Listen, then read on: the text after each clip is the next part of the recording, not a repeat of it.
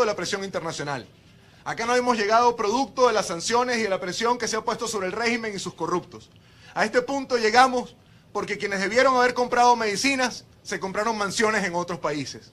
A este punto llegamos porque quienes debieron haber equipado los hospitales, quienes debieron haber remodelado nuestro sistema de salud, quienes tuvieron que haber garantizado la alimentación en las escuelas, quienes tuvieron que haber garantizado la vacunación y todo lo que tenía que ver con la atención primaria a la población, decidieron enriquecerse, decidieron hacerse millonarios y robarse la plata de todos los venezolanos. Hemos llegado a este punto porque se sigue simulando que no hay una emergencia. De ahí queremos mandar un mensaje muy claro a los órganos multilaterales, al representante de Naciones Unidas en Venezuela. Basta de simulación. Simular que en nuestro país no hay una crisis impide que la OCHA haga el trabajo que podría estar haciendo en Venezuela. Simular que en nuestro país no hay una crisis impide que el acceso al Fondo Estratégico de Medicinas de la OPS se pueda hacer en el volumen que hace falta para atender la crisis.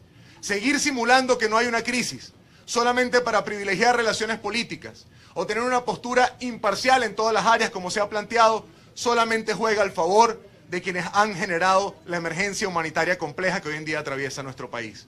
Y lo decimos entendiendo que hay muchos de esos organismos que quisieran hacer más, que hay muchas de esas agencias que quisieran poder implementar en Venezuela la coordinación país que haga que esta ayuda entrara en el volumen y en el tamaño necesario. Pero la simulación de la crisis, esa negación permanente que se hace desde el poder y que hacen algunos voceros de estos organismos, impiden que la respuesta pueda ser del tamaño y la dimensión correcta. También queremos hacer un balance de qué ha hecho esta Asamblea Nacional desde el 5 de enero a la fecha. Se hizo un primer acuerdo que autorizaba la entrada de la ayuda humanitaria a nuestro país.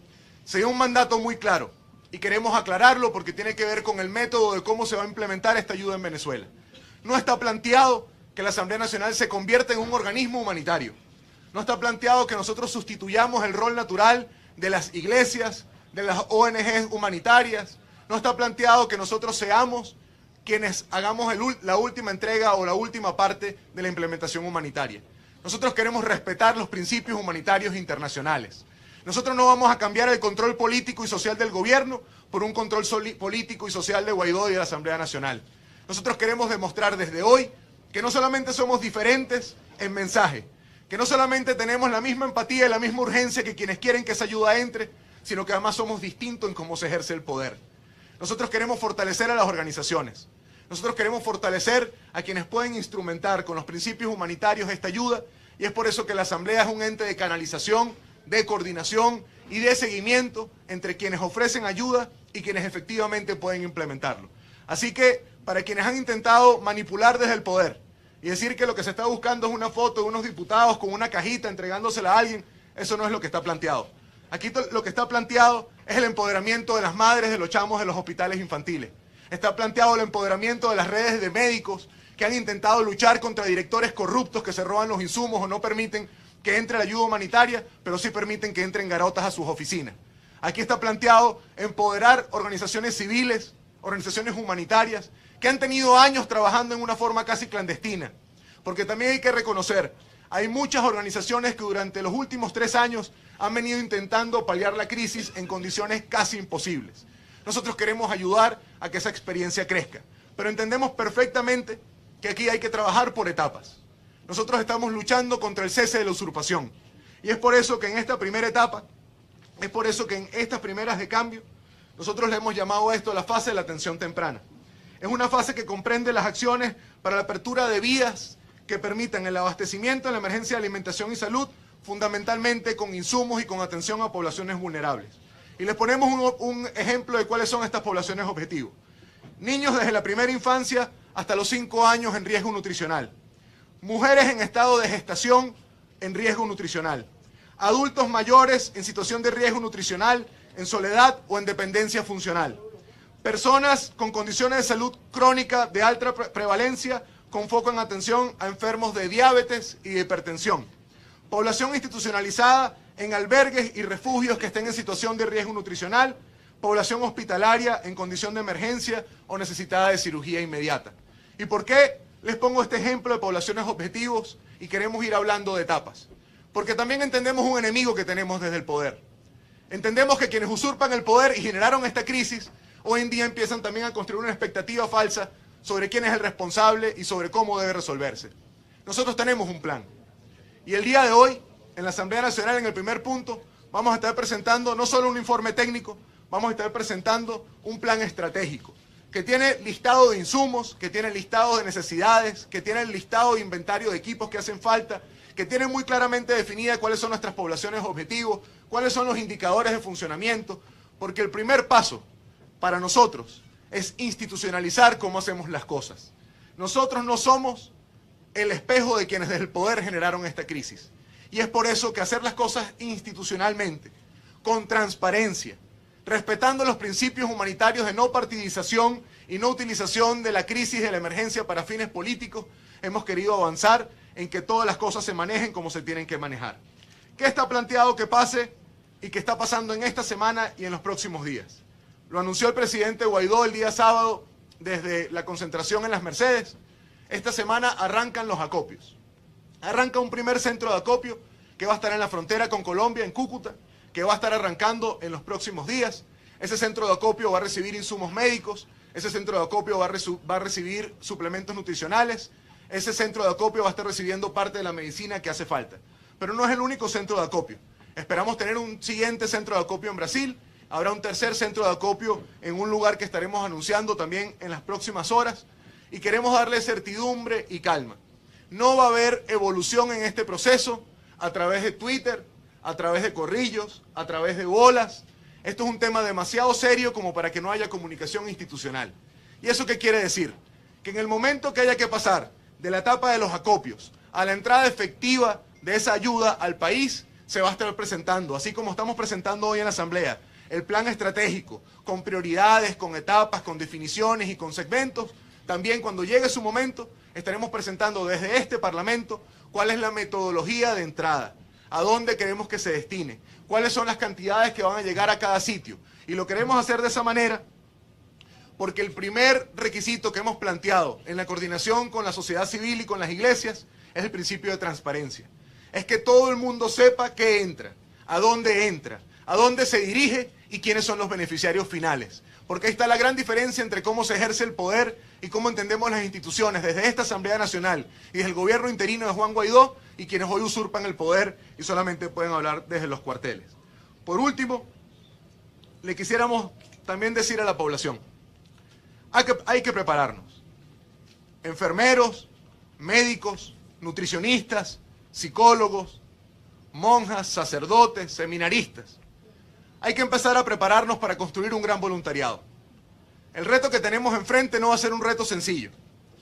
Desde el poder quieren evitar que salvemos vidas. Y es importante siempre aclararlo. Ayuda humanitaria es salvar vidas. No es el programa de emergencia social, no es la estabilización de la crisis. Con la ayuda humanitaria no se resuelve el 100% del problema venezolano. La ayuda humanitaria tiene un solo foco: salvar vidas. Poder interrumpir ese ciclo en el cual la gente va a toda velocidad a una condena de muerte por no tener los insumos, por no tener las medicinas y por no tener las condiciones mínimas para que pueda sobrevivir. Y desde acá, en este llamado a que empecemos una organización importante para lograr que la ayuda humanitaria sea una realidad, también hay un mensaje que tenemos que hacer.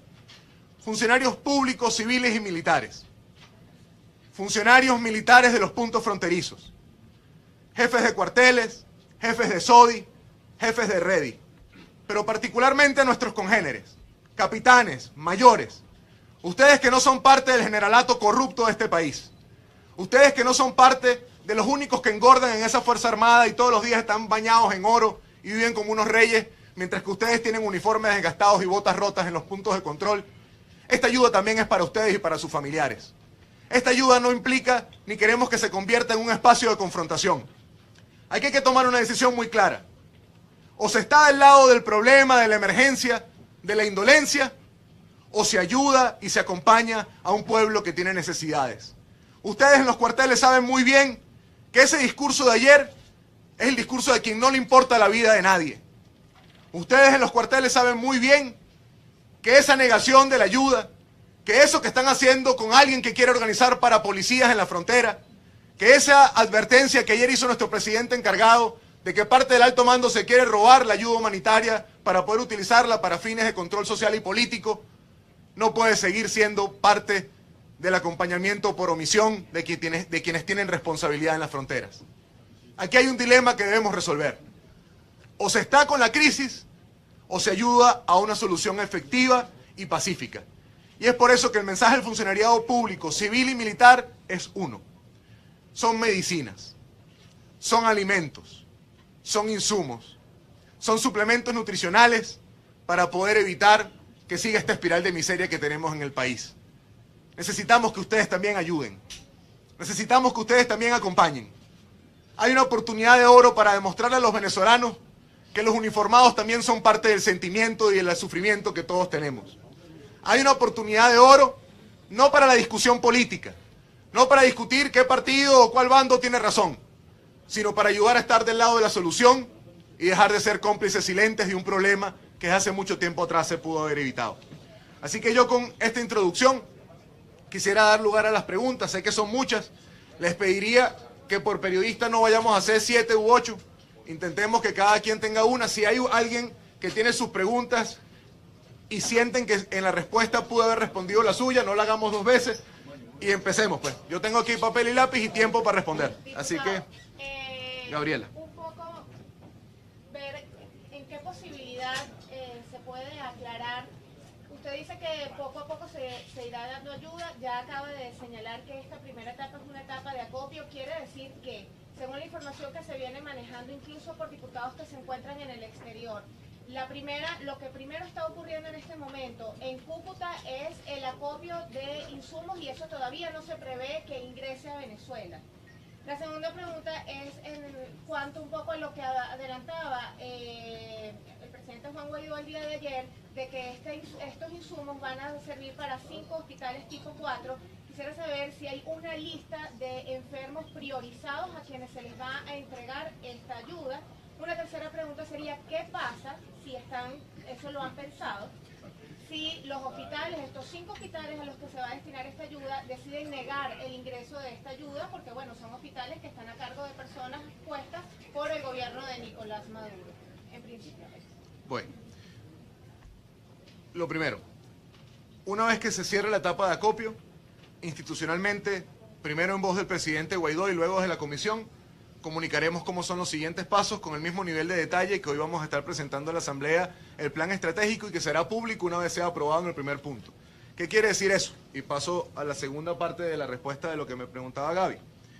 Este informe no es solamente un detalle de contexto o de porcentajes.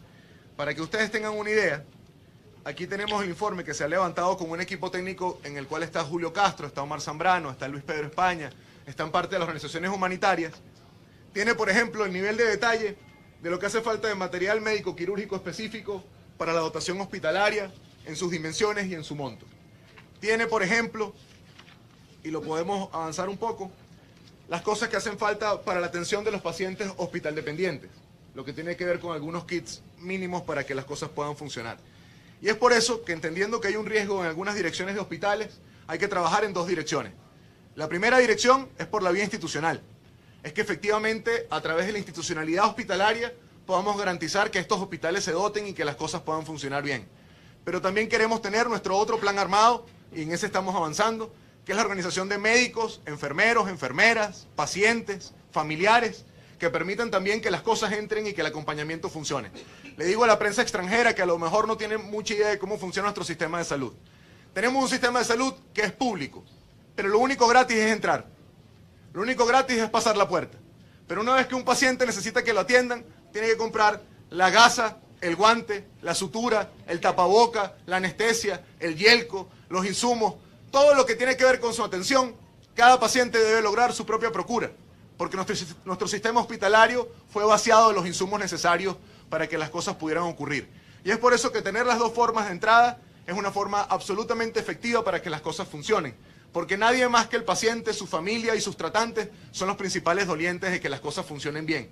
Y entonces lo vamos a intentar por las 2 vías. Sabemos de varios directores de hospitales que, aunque fueron designados por un ministerio que hoy en día usurpa funciones, no quieren seguir siendo cómplices de la indolencia. Sabemos también de algunos funcionarios civiles y militares que, aunque hoy están sufriendo hostigamiento, aunque hoy los están presionando mucho, quieren ser parte de la solución y quieren ser parte de la ayuda. Y a ellos, un mensaje que hemos dado desde el primer día. Maduro no protege a nadie. Nosotros sí. Nosotros hemos dado garantías y hemos hablado con profundidad de cómo quienes ayuden a que estas cosas puedan funcionar y puedan hacerse una realidad, tendrán bajo nosotros un esquema de protección, de acompañamiento y de amnistía a lo que sea que les ocurra, porque es la hora de tomar decisiones. Y por último, que tenía que ver con las dotaciones hospitalarias, esto es solo el principio. Nosotros aspiramos no solamente a ampliar la lógica hospitalaria de poblaciones vulnerables, que son las poblaciones objetivos, sino también ir en la medida de las posibilidades resolviendo cosas que tienen que ver con las poblaciones fronterizas, en particular poblaciones indígenas y poblaciones que tienen que ver con el arco minero. Todos vamos a tener chance. Ayer denunciaba que posiblemente o se está planificando el robo de los insumos médicos. ¿Existen protocolos internacionales para la protección de las medicinas y alimentos que van a ingresar al país? ¿Y cuáles son los hospitales que van a ser priorizados, que van a recibir esta dotación? Los 5 hospitales que mencionaba también el presidente encargado. Mira, sobre el tema de los hospitales, vamos, una vez cerremos la etapa de los acopios, y por eso es importante siempre tener la visión del proceso. La primera etapa era volver a construir la ayuda humanitaria y la emergencia humanitaria como un tema urgente en el mundo. Hoy en día, cada gobierno que reconoce a Guaidó da 2 declaraciones. Reconocemos a Guaidó y queremos implementar ayuda humanitaria. La segunda etapa era empezar a convertir esto en realidad. Y por eso hemos tenido los informes técnicos, los listados de insumos y las reuniones en la conferencia episcopal con las organizaciones humanitarias para que hiciéramos realidad las solicitudes. La tercera etapa es que se acopie, es que empecemos a tenerlos acumulados en sitios cercanos y de fácil acceso para ir mostrando lo que hay y poder avanzar a la siguiente etapa, que es efectivamente iniciar las entregas e iniciar el diseño definitivo. ¿Por qué tenemos que ir respetando cada etapa? Porque si nosotros mismos saltamos la planificación, un tema tan sensible como la ayuda humanitaria puede terminar siendo utilizado para la desinformación. Sobre el alto mando militar. Señores, ustedes saben que hay una línea roja. Ustedes saben bien que hay un límite. Y ustedes saben que medicinas, alimentos e insumos médicos son esa raya roja. Intentar robarse lo que implica salvar la vida de las personas no va a ser respondido ni política ni socialmente como usualmente hemos respondido. Estamos hablando de la vida y de la dignidad humana. Y hacemos esta advertencia porque no es verdad que Padrino López o Remigio Ceballos o cualquiera de los que está ahí arriba vaya hasta Cúcuta a ser ellos los que agarren las cajas. El mensaje es a los que están en la frontera. Ustedes saben que le van a dar una orden que ni ellos mismos son capaces de ejecutar. Ustedes saben que les van a dar una orden que ellos mismos, así como lo hicieron a los funcionarios del SEBIN que mandaron a meter preso a Guaidó cuando vieron que les salió mal, los metieron preso a ellos mismos, es la misma cosa que les tienen planteada. Les van a dar una orden para que intenten robarse una ayuda que cuando vean la respuesta nacional e internacional van a ponerlos a ustedes de chivo expiatorio. No se dejen utilizar y al alto mando no crucen una línea delgada que nadie en este país quiere que se convierta en un escenario distinto que todos podamos lamentar. La Cruz Roja venezolana ha dicho que no han sido solicitados formalmente su ayuda para ellos intervenir también en ayudar con la logística internacional que ellos tienen, pero también ha dicho en declaraciones esta mañana a través de IBC Union Radio, el mismo presidente de la Cruz Roja venezolana, que en el país no hay un estado de necesidad de una crisis humanitaria. ¿Cuál es la posición de esta comisión? Mira, y si usted estima, más allá de esto, solicitar la ayuda del Cruz Roja. Con gusto. Siempre es importante que todos revisen en Google quién es Mario Villarroel y después más o menos van a entender parte de la vocería que a veces hace, ¿no? Pero sobre la Cruz Roja, hay que separar a la Cruz Roja venezolana de la Cruz Roja internacional. La Cruz Roja internacional es un organismo muy serio. Y con la Cruz Roja internacional, igual que con el resto de los organismos multilaterales, es decir, con la ONU, con la OPS, con la OCHA, con todo lo que deriva del sistema de atención humanitaria, nosotros hemos establecido vínculos de comunicación institucional. Con la Cruz Roja en Venezuela, estamos esperando a tener pronto algún nivel de comunicación. Nosotros lo hemos dicho con mucha claridad, nadie que se haya prestado para la simulación sobre la emergencia puede tener la potestad de implementación de un esquema como la coordinación país o la distribución de la ayuda en la dimensión que hace falta. ¿Y por qué decimos esto? Porque cuando un vocero interno, cuando un vocero como el de la Cruz Roja o como quien está aquí en nombre de Naciones Unidas, que participa de cadenas de radio y televisión y dice que la cosa no es tan grave como pareciera, genera ese tipo de declaraciones, no solamente es que es una cosa política en la cual a alguien le puede inquietar o a alguien le puede parecer que es incorrecto, es que detrás de esa declaración lo que termina haciendo es profundizando una crisis que debe pararse y que debe evitarse. Decir que en este país no hay un estado de emergencia humanitaria compleja es no prestarle atención a sus propios indicadores, a los indicadores que cada uno de esos organismos tiene en su escritorio, a los números de desnutrición, de escasez de insumos, de muertes maternas, de toda la necesidad que existe en nuestro país alrededor de algo que pudo haber sido evitado. Nosotros hemos establecido comunicación institucional con la Cruz Roja Internacional y en el caso de la Cruz Roja Venezuela, como nosotros somos personas de una sola palabra, y en esta conducción política lo que se dice en público se puede decir en privado, nosotros estamos esperando una reunión con ellos para también en persona decirles bajo qué fundamento ellos niegan que hay una emergencia, bajo qué fundamento ellos dicen que no es tan grave la situación, para nosotros entender y ver si es que ellos viven en el mismo país que transmiten en el Canal 8, donde no falta comida, no falta medicinas y la gente está feliz. ¿Puede precisar, por favor? Usted ha dicho que esto debe ser un proceso institucional, que ustedes han tenido comunicación con distintas organizaciones no gubernamentales que se han dedicado a este tema, pero quisiera ver si puede precisar, por favor, quiénes traen esta ayuda, quiénes tienen previsto no solamente los centros de acopio, sino una vez que ya el proceso de ingreso a Venezuela ya esté definido, quiénes traen esta ayuda. Y en segundo lugar, saber si por alguna razón esta ayuda no es, su ingreso a Venezuela no es permitido, ustedes tienen como algún plan B de que los médicos, las enfermeras, etcétera, acudan hasta la zona fronteriza para lograr el ingreso. Mira, vamos con la primera parte. A veces se nos olvida, pero nosotros todavía vivimos en una dictadura. Aunque hemos avanzado mucho y aunque hemos dado pasos en la dirección correcta, nosotros todavía estamos luchando para que cese la usurpación. Y mientras que exista una usurpación en el poder, nuestro deber es proteger. Y así como hemos dicho muchas veces en público que Maduro no protege a nadie, nosotros no podemos dar un discurso de que nosotros sí protegemos y no ser coherentes con eso. A las organizaciones que van a implementar, nosotros debemos protegerlas. Y parte de lo que hemos hablado y lo que hemos acordado es que no hagamos públicas las identificaciones, los nombres, las siglas, hasta que las cosas empiecen a ocurrir por una razón. Uno quiere ayudar, y esto se trata de que las cosas se faciliten y que las cosas lleguen a donde deben llegar. Empezar desde ahorita, a someter a presión a organizaciones, a ponerles la responsabilidad a voceros o actores del mundo humanitario, en el proceso de la implementación, antes de que todo esté adentro, antes de que todo empiece en la etapa de ejecución, puede más bien poner en riesgo muchas de las operaciones que de manera casi clandestina muchas organizaciones están haciendo. Ahora, tampoco será secreto. Así como queremos proteger, también queremos ser transparentes. Y en la medida que haya entregas, en la medida que haya efectivamente ejecución e implementación humanitaria, iremos diciendo quién implementa, dónde implementa, cómo implementa y cuáles son sus indicadores. A ustedes, a los medios de comunicación, los invitaremos a que vayan a muchas de estas experiencias para que acompañen el proceso y puedan mostrar y visibilizar al mundo lo que con muy poco se puede hacer versus lo que algunos que tuvieron la oportunidad durante años se negaron a que ocurriera. Y por último, que tiene que ver con las iglesias. Otro de los organismos, otra de las fuerzas que estamos utilizando para esto son el mundo religioso, a quien también le hemos pedido que nos acompañe y nos ayude. Sobre el tema fronterizo, sin duda alguna, en cualquiera de los escenarios, Andrea, los ciudadanos tenemos una tarea. Sean por camiones, entre por el canal, sea todo muy fácil o sea todo muy difícil. Las cosas no pasan solas.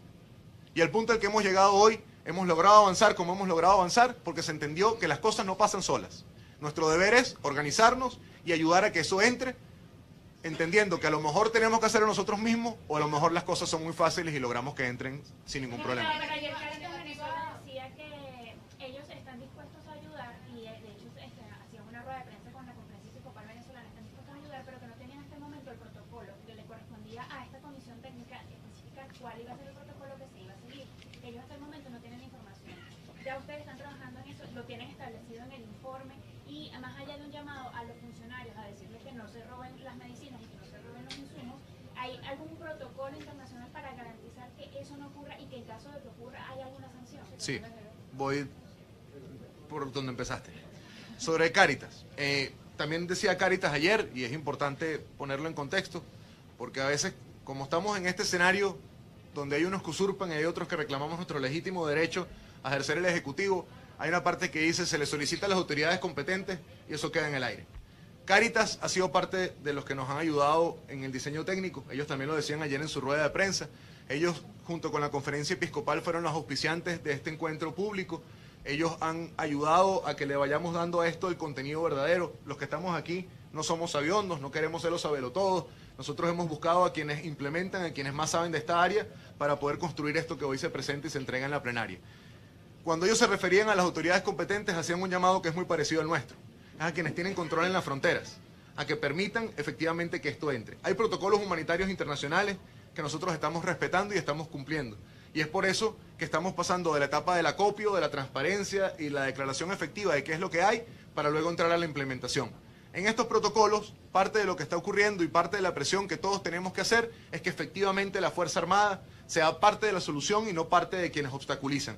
El único estorbo, y se lo decimos al mundo entero, que hemos visto en las últimas horas como no solamente Estados Unidos, Alemania, Chile, Canadá, Francia, el único estorbo para que en este país entre toda la ayuda que hace falta, en la dimensión necesaria, para que atendamos esta crisis con mucha velocidad, es que Maduro deje de estar usurpando el poder.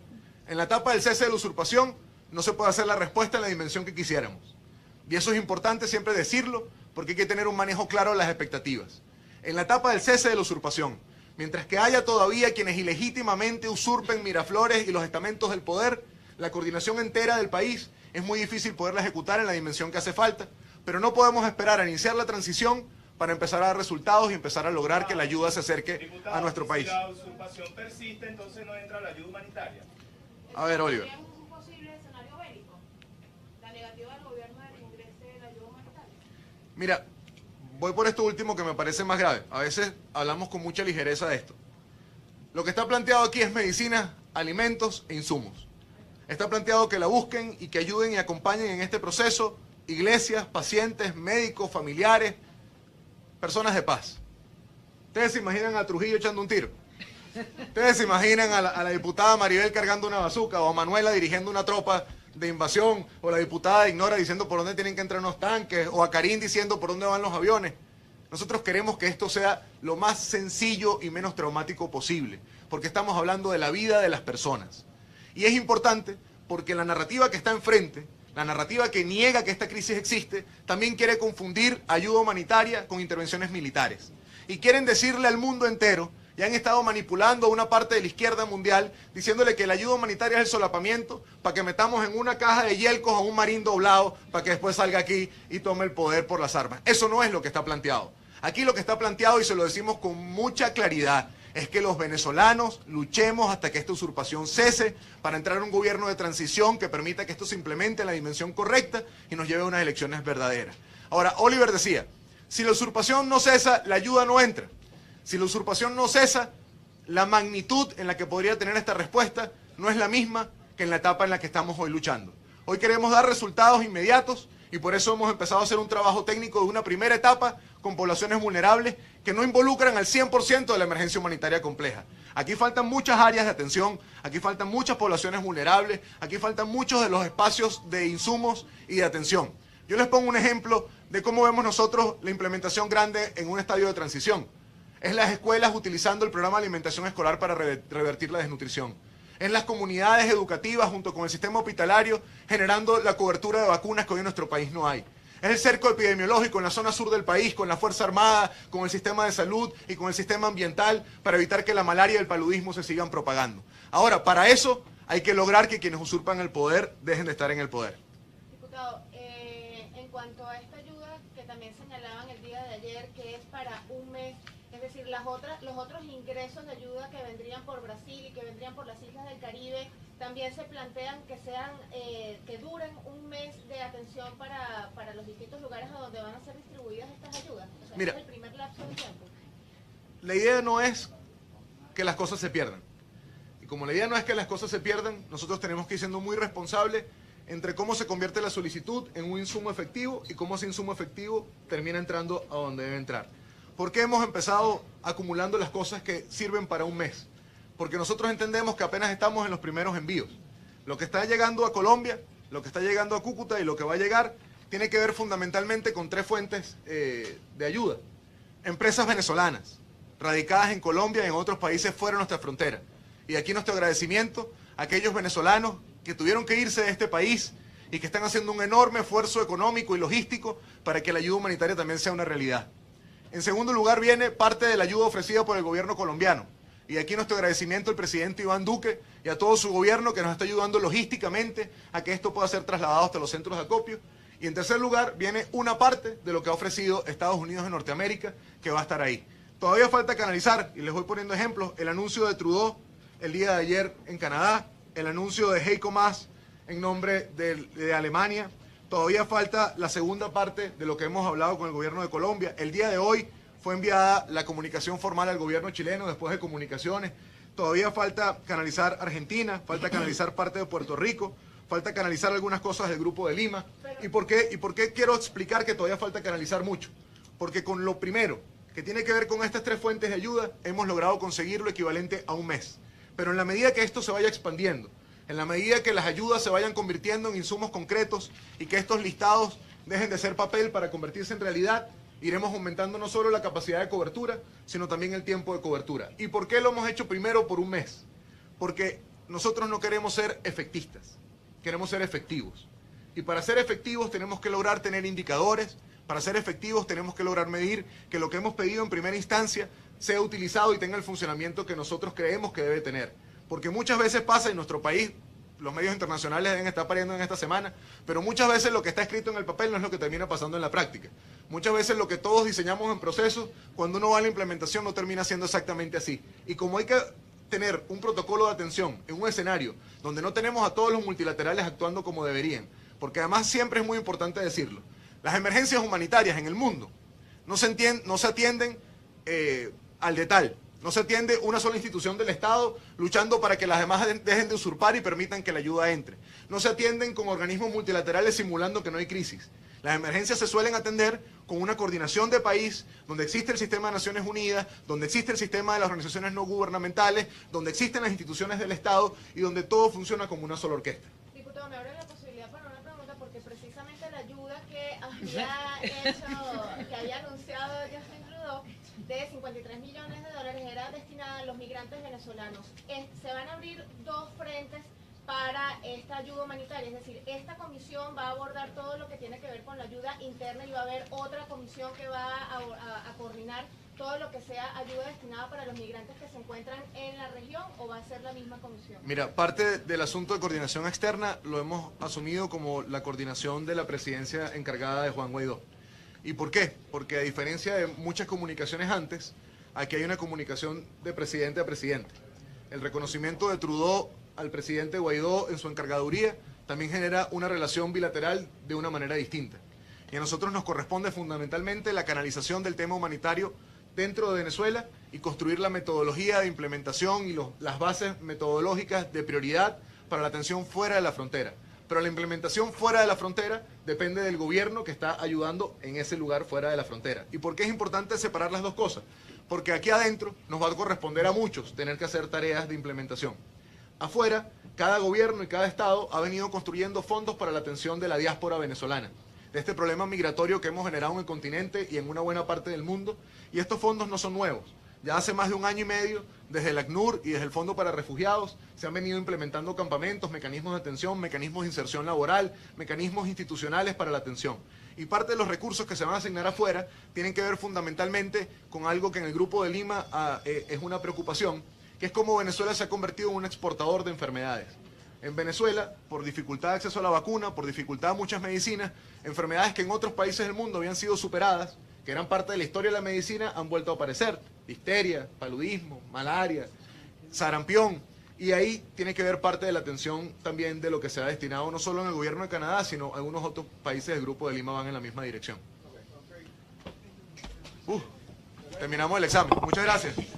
En parte de las consideraciones que tenía a esta hora Miguel Pizarro como integrante o quien lleva adelante todo el tema de la ayuda humanitaria que se está ya inicialmente acopiando en Cúcuta, ha dicho que en un primer lugar ya se está acopiando todo lo referente a un mes de ayuda humanitaria. La misma, por supuesto, se va a estar desarrollando a través de una metodología que va a ser presentada en unos pocos minutos ante la plenaria del Parlamento venezolano para que de alguna manera se determine toda la ayuda que se está teniendo adelante, todo lo que se está haciendo en Cúcuta. Allí, por supuesto, nosotros tenemos a nuestra corresponsal Lorena Bornacelli, que está llevando todos los detalles y ya la llegada de los los diputados como Ismael García, también la diputada Gaby Arellano y José Manuel Olivares, que están de alguna manera coordinando este centro de acopio que va a estar recibiendo la primera ayuda de Estados Unidos, de Colombia y también de otros países de América Latina. Ha dicho claramente que esta semana arrancan los acopios, estos insumos en Cúcuta, otros centros de acopio se van a estar abriendo en otros países del mundo, medicamentos, suplementos nutricionales, entre otros insumos. También la evolución se irá manejando de acuerdo a la estrategia comunicacional que tiene con algunas instituciones. También ya tienen priorizado algunos hospitales y también una población vulnerable de enfermos crónicos en esta área para que esta ayuda humanitaria llegue a ellos. Desde Caracas, Venezuela, reportó para ustedes desde el Palacio Federal Legislativo para BPI TV, Manuel Fajardo.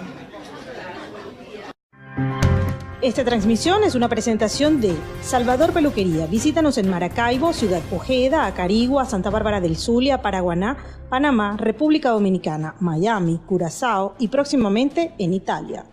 Only for Men. Centro San Ignacio, nivel Blandín, Caracas. Tranquility at Doral, Salón and Spa. Estamos ubicados en la 9566 Northwest, calle 41 del Doral, Miami.